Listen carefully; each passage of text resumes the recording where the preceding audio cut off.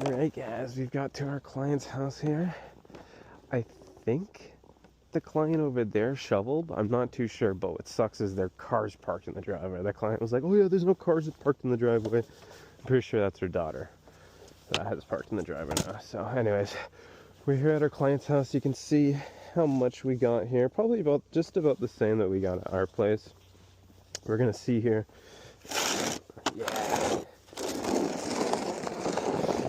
See, if I came later and like if I went and I waited for all the snow to fall, this shovel probably wouldn't be as good as it is right now.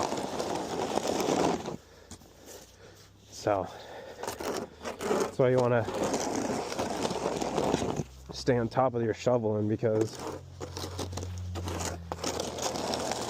you don't want to wait till the end, because who knows, the temperatures may drop. I know when the plow comes by later tonight, we're gonna have a nice mountain here, but hopefully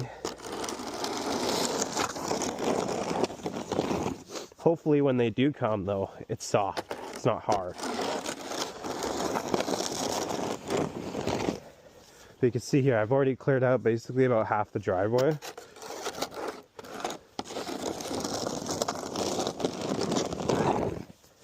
So what I do is I shove it to the side.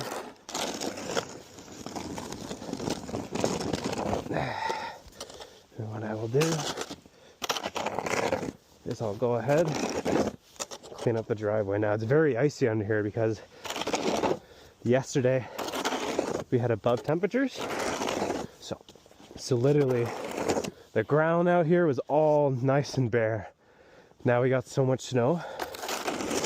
So the roads are slippery, sidewalks are slippery.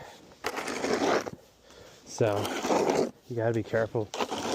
You can see in like, what, a minute?